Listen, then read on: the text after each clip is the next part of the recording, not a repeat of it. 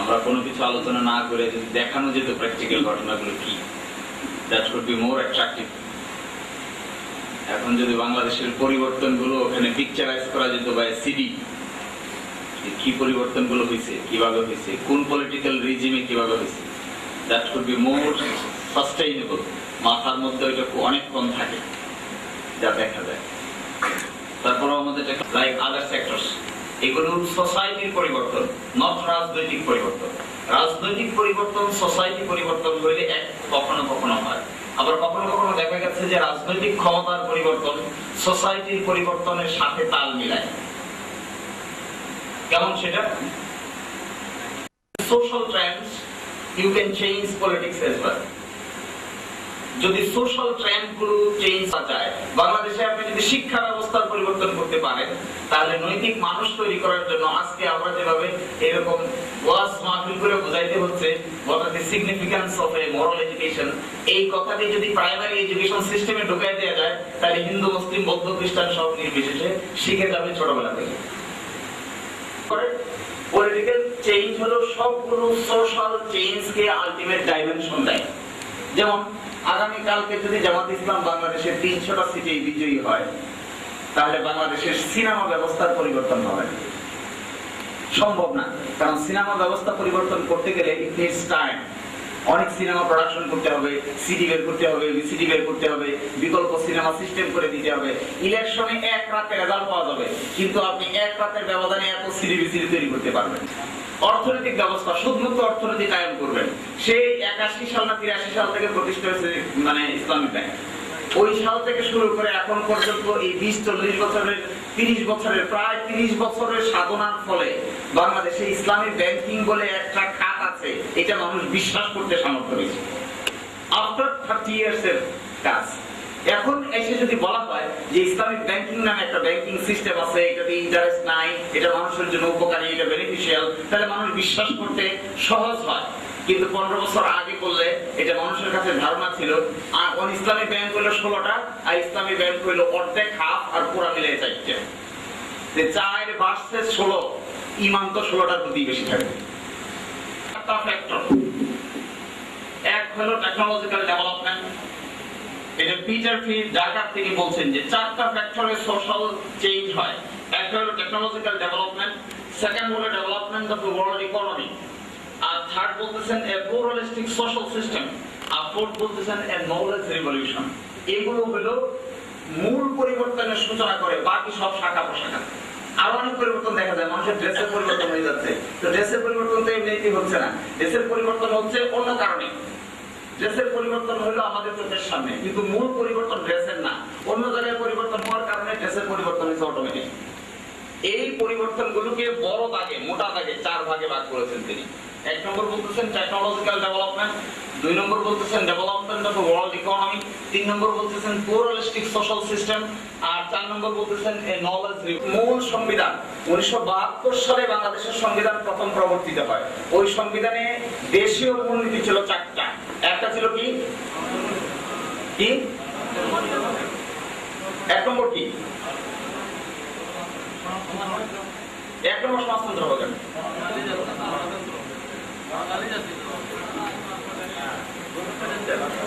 গণপ্রজাতন্ত্রী বাংলাদেশ সরকার, এটা তো আর রাষ্ট্রের প্রিন্সিপাল না। 4টা মূলনীতি মনে মুখস্থ করতে হবে। 1 নম্বর মূলনীতির নাম হলো সেকুলারিজম, ধর্মনিরপেক্ষতাবাদ। 2 নম্বর মূলনীতি ছিল, 2 নম্বর মূলনীতি কি ছিল? গণতন্ত্র। 3 নম্বর মূলনীতি ছিল সমাজতন্ত্র, আর 4 নম্বর মূলনীতি ছিল কোথায় ইসলাম, ইসলাম কোথা থেকে আসবে তখন? 4 নম্বর মূলনীতি ছিল জাতীয়তাবাদ। বাঙালি না বাংলাদেশি, এতে বিতর্ক আছে, এটা দিকে যাওয়ার দরকার নেই। তাহলে মোটা দাগে বাংলাদেশ শুরু হয়েছে 4 মূলনীতি নিয়ে। 1 নম্বরটার নাম হলো ধর্মনিরপেক্ষতা, 2 নম্বর গণতন্ত্র, 3 নম্বর সমাজতন্ত্র, আর 4 নম্বর আবার মুখস্থ করেন। 1 নম্বরটা কি? ধর্মনিরপেক্ষতাবাদ, 2 নম্বর গণতন্ত্র, 3 আর 4 এই 4 মূলনীতি নিয়ে বাংলাদেশ শুরু হয়েছে। 1971 সাল থেকে 77 সাল পর্যন্ত এই 4টা মূলনীতি ছিল সংবিধানে। আমরা এতটুকু দেখতে পাই যে শেখ মুজিবের আমল থেকে শুরু করে 75, 76, 77 সালের first proclamation order, first proclamation order of 1977, এই অর্ডার দিয়ে বাংলাদেশের রাষ্ট্রের মূলনীতি চেঞ্জ করে ফেলা হয়। এটা হলো সবচেয়ে বড় পরিবর্তন। আবার ব্যাক করতেছি, মূলনীতি ছিল কয়টা? এক নম্বরটা হলো, দুই নম্বর, তিন আর চার। গুড। এই চারটার পরে 77 সালে জিয়াউর রহমান সাহেব এসে বললেন, 1977 সালের ফার্স্ট প্রক্লেমেশন অর্ডার। একটা কথা নগ্নভাবে বলতেই হয়, জিয়াউর রহমান সাহেব কিন্তু বৈধ সরকার ছিলেন না। জিয়াউর রহমান সাহেব ছিলেন হলো ওই ড্রেস পরা রাতের অন্ধকারে মধ্যরাতের অশ্বারোহীদের মধ্যে ক্ষমতা দখল করা হলো। তো ওই টাইমে তিনি এসে বললেন যে না, বাংলাদেশের মূলনীতি মেজর পরিবর্তন হবে। মেজর পরিবর্তনগুলোর মধ্যে প্রথম বলছে সেকুলারিজম বাংলাদেশের মূলনীতি থাকা যাবে না। এই জায়গায় হবে absolute faith and trust in the almighty Allah, সর্বশক্তিমান আল্লাহর উপর পূর্ণ আস্থা ও বিশ্বাস। সেকুলারিজম বাদ দিয়ে এই জায়গায় ঢুকেছে। Let's see the fact. ফ্যাক্টটা জানতে হবে, বিরোধিতা বা পক্ষ এটা পরের কথা, আগে ফ্যাক্ট। এই সেকুলারিজম চেঞ্জ করে উঠাই দিলেন 77 সালে। উঠাইলেন যে পদ্ধতিতে, এই পদ্ধতিটা হলো প্রক্লেমেশন পদ্ধতি, আইনি পদ্ধতি না, ওটা একটা বেআইনি পদ্ধতি। উনি এসে বলতেছেন যে বাংলাদেশের ধর্মনিরপেক্ষতার নীতি থাকা যাবে না, কারণ 80% লোক সকালবেলা ফজরের আজান শুনে ঘুম ভাঙে, আবার এশার আজান করে ঘুমাইতে যায়। এই জন্য বাংলাদেশের মানুষের সাথে সেকুলারিজমের কোনো মিল নাই। লেটস ওয়েট, এটাকে ডিলিট করে দাও। সেই জায়গায় বরং ঢোকাও হলো absolute faith and trust in the almighty Allah. একটা চেঞ্জ করেছেন, আরেকটা চেঞ্জ করেছেন আরেক জায়গায়। প্রথম চেঞ্জ করলাম যে সেকুলারিজম ছিল, তার সাথে 3 নম্বরটা কি ছিল? সেকুলারিজমের 3 নম্বরটা। এখন যখন ঢুকাইছে absolute trust and faith in the almighty Allah, এবার কি আর সমাজতন্ত্র খাপ খায়? এইবার খাপ খায় না। এবার বলতেছে তাহলে ওটাও চেঞ্জ করতে হবে। প্রথমটা চেঞ্জ করছে বিসমিল্লাহির বলছি যে absolute faith and trust in the almighty Allah, এটা ঢুকাইছে। এরপরে পরিবর্তনের কথা বলতেছে থার্ডটা পরিবর্তনের কথা বলতেছে। তার যুক্তি হলো যেহেতু প্রথমটার সাথে খাপ খাওয়ানোর পরিবর্তনের কারণে পরিবর্তন করা হয়েছে, তাহলে থার্ডটা যদি থাকে তাহলে প্রথমটার সাথে কন্ট্রাডিকশন হয়। এই জন্য থার্ডটা পরিবর্তন করতে হবে। কন্ট্রাডিকশনটা কিসে হয়? ওই সোশ্যালিজম মানে কি না, এর মিনিংটা কি? এর মিনিংটা হলো এরা আদালতে আখিরাতে হিসাবটা হবে after that, they don't believe.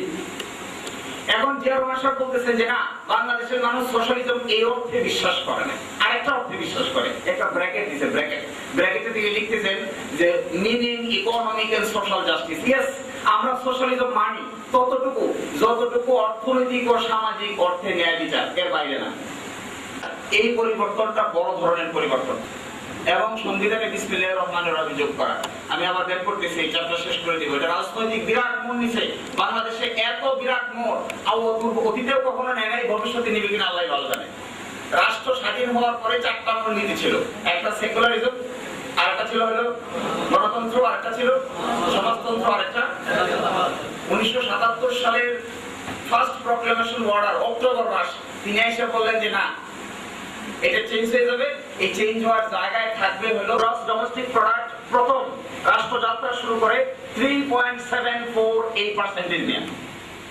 এটা চেঞ্জ হয়ে 90 দশকে এসে 4 পয়েন্টে দাঁড়ায়, 4 পয়েন্ট 90 দশক। এবং এটা চেঞ্জ হয়ে 1996 এবং 2000 এই সময় এসে দাঁড়ায় 5.29%। একটি মালিকানার কোম্পানি ছিল না। After the liberation, every entrepreneurships were being incorporated under the public limited company under the government process. যেমন আপনি ধরেন যত কিছু দেখা যাচ্ছে, যত কোম্পানি আছে, পদ্মা, মেঘনা, যমুনা, ওয়েলফেয়ার, সব was under the incorporation of the government. First 1977-78 বলতেছে আপনার মার্কেট ওপেন হয়ে যাবে। আপনি আমেরিকার মার্কেটে যদি কম্পিট করে টিকতে পারেন তাহলে টিকবেন, না টিকতে পারলে আপনি আউট হয়ে যাবেন। বলতেছে এরকম ফ্রি মার্কেট ইকোনমির ধারণা কোথেকে আসছে? হলো গ্লোবালাইজেশনের ধারণা থেকে। গ্লোবালাইজেশনের ধারণাটা কার এটা বের করেছে? দে আর দি ওয়েস্টার্ন জিউস পিপল, ইহুদিরা হলো তার প্রবক্তা।